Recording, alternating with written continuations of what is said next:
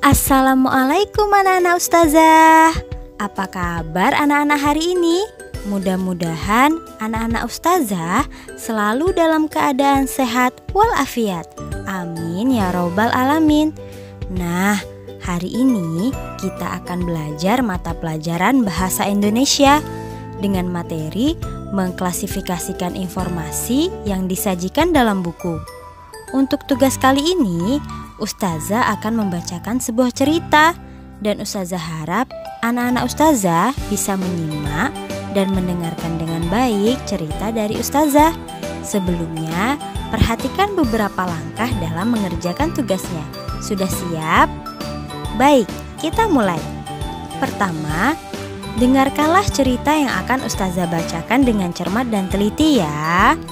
Kedua, catatlah informasi-informasi yang dianggap penting saat mendengarkan cerita tersebut. Yang ketiga, informasi-informasi yang sudah dicatat tadi, klasifikasikanlah sesuai 6 aspek kata tanya, seperti apa, siapa, di mana, kapan, mengapa, dan bagaimana. Sedikit catatan, klasifikasi artinya adalah mengelompokkan. Jadi, kelompokkanlah informasi penting yang sudah anak-anak dengar tadi sesuai dengan kata tanyanya yang cocok. Nah, sekarang kita masuk ke dalam tahap pengerjaannya. Ini baru contoh ya. Yang pertama, tulislah judulnya. Di sini ustazah akan mengambil contoh cerita tentang timun emas. Kemudian, setelah mendengar cerita tersebut, catatlah informasi penting yang terdapat dalam teks yang didengar. Informasi penting cerita tersebut misalnya, yang pertama, cerita tersebut berisi tentang apa ya? Cerita tersebut berisi tentang raksasa yang menagih janji kepada ibu timun emas. Yang kedua, siapa ya tokoh atau pelaku dalam cerita tersebut? Tokoh atau pelaku dalam cerita tersebut adalah timun emas, ibu timun emas, dan raksasa. Yang ketiga, di mana ya tempat atau latar kejadiannya cerita tersebut? Tempat atau latar kejadian cerita tersebut ada di sebuah desa saat sore hari. Dan masih banyak lagi ya. Di sini ustazah hanya mencontohkan beberapa saja. Nah, setelah menemukan informasi penting dan mencatatnya, klasifikasikanlah atau kelompokkanlah informasi tersebut sesuai aspek kata tanya yang cocok. Baik, sekarang siapkan pena dan bukunya. Dengar dan catat informasi pentingnya. Ustazah akan mulai bercerita. Kisah antara semut dan belalang. Suatu hari, di musim panas yang terik dan melelahkan, seekor semut terlihat rajin bekerja dan mengumpulkan makanan.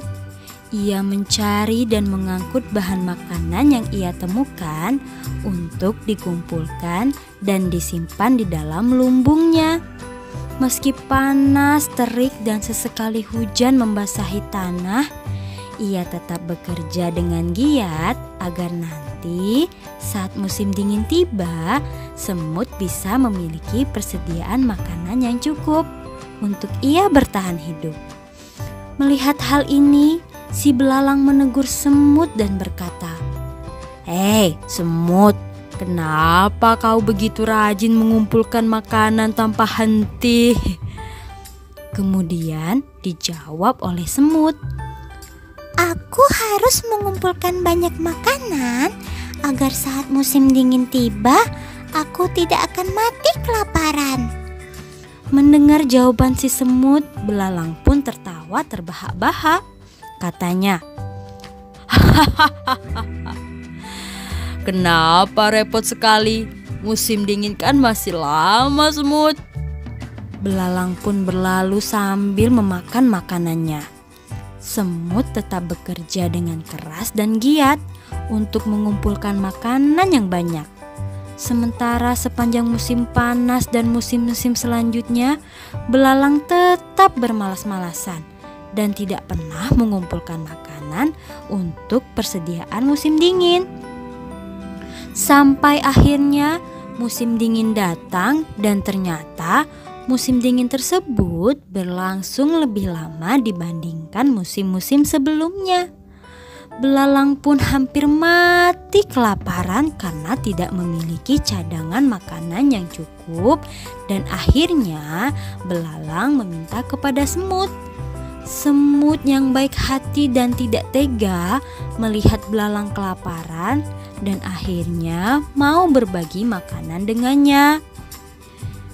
Hai belalang, ini ambillah makananku agar kamu tidak akan kelaparan. Musim dingin masih lama. Si belalang hanya menatap semut dengan wajah yang begitu sedih. Kemudian ia berkata kepada semut, "Terima kasih semut. Aku minta maaf atas apa yang aku ucapkan kepadamu dulu." Akhirnya mereka berpelukan dan saling bermaaf-maafan. Mereka akhirnya berteman. Nah, pelajaran moral yang bisa diambil dari cerita tersebut adalah agar kita tidak boleh bermalas-malasan. Pekerjaan yang dilakukan sedikit demi sedikit namun dikerjakan terus-menerus akan membuahkan hasil yang memuaskan dibandingkan dengan menunda pekerjaan karena masih merasa punya waktu yang banyak. Nah, anak-anak Ustazah, sudah kan mendengarkan cerita dari Ustazah? Mudah-mudahan cerita yang Ustazah bacakan bisa nyambung dan bisa anak-anak Ustazah pahami. Sekarang silahkan mengerjakan tugasnya. Nah, tetap semangat ya untuk belajar dari rumah dan jangan lupa untuk terus berdoa agar kita semua bisa belajar kembali dengan normal seperti di sekolah dulu. Dan jangan lupa berdoa kepada Allah agar virus corona cepat berlalu dan hilang dari muka bumi. Sudah dulu ya materi kali ini. Sampai jumpa Senin depan anak-anak Ustazah. Wassalamualaikum warahmatullahi wabarakatuh. Dadah.